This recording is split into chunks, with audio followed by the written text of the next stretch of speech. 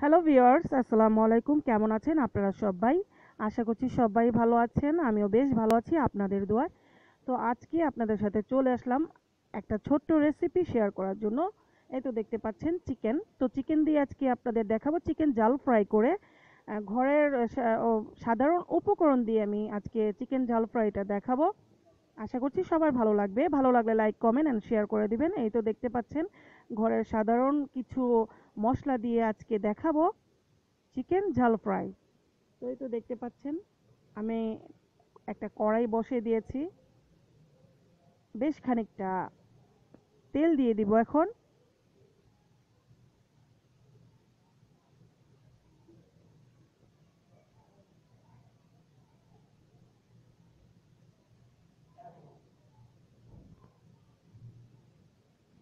এখন এতে আমি গোটা গরম মশলা দিয়ে দিচ্ছি।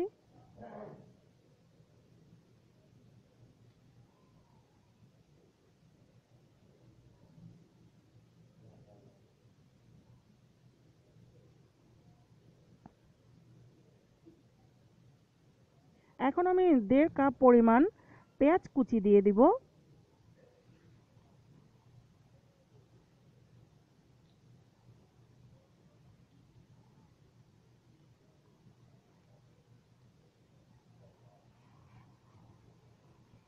এখন আমি কিছুটা পেঁয়াজ ভেজে নিব, ভাজা ভাজা করে নিব।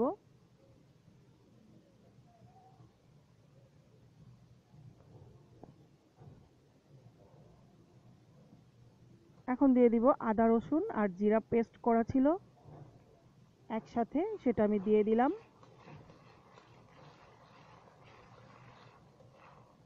1.5 টেবিল চামচ পরিমাণ দিয়েছি আমি আদা রসুন আর জিরা পেস্ট করা।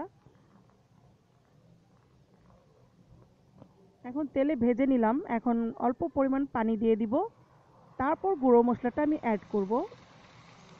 যদি মশলাটা আগেই অ্যাড করি তাহলে মশলাটা পুড়ে যাবে, সেই জন্য আমি পানিটা অ্যাড করে নিলাম। তো এখন দিয়ে দিচ্ছি লবণ, হলুদ, মরিচ আর ধনিয়ার গুঁড়ো পরিমাণ মতোই দিয়ে দিব।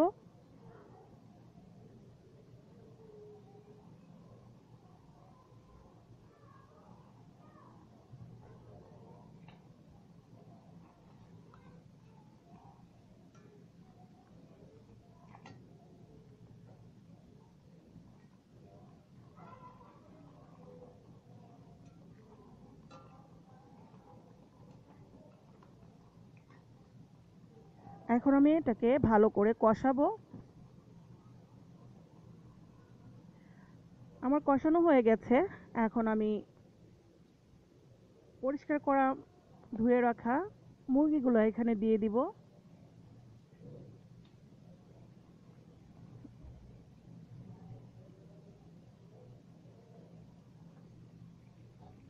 আমি এখানে একটা মুরগি নিয়েছি। তো একটা মুরগি 1 কেজির বেশিও হয়, আবার বেশি হয়। তো আমি 1 কেজি মতো মুরগি নিয়েছি এখানে।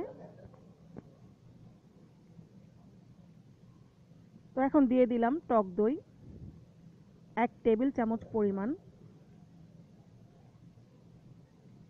টমেটো সস 1 টেবিল চামচ পরিমাণ, আর সয়া সস দিচ্ছি 1/2 টেবিল চামচ পরিমাণ মতো।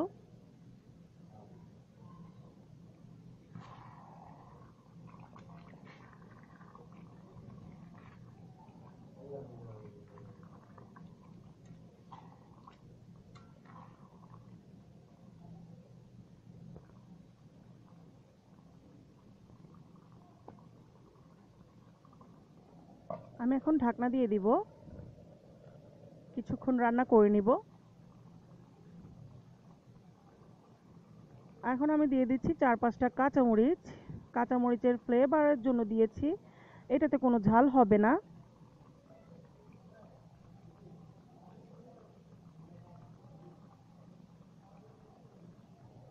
এই তো আমার ঝাল ফ্রাইটা অলরেডি হয়ে গেছে, উপরে তেল চলে এসেছে।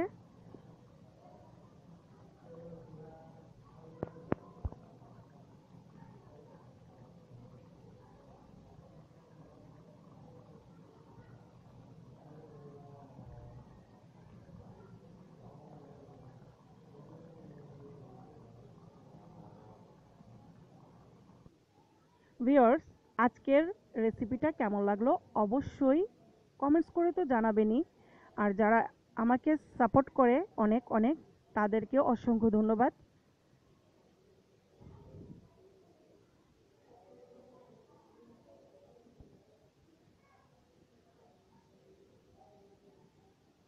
তো ভিউয়ার্স, আজকের মতো এখানে বিদায় নিচ্ছি। আবারও নতুন কিছু নিয়ে হাজির হয়ে যাব আপনাদের মাঝে। আল্লাহ হাফেজ।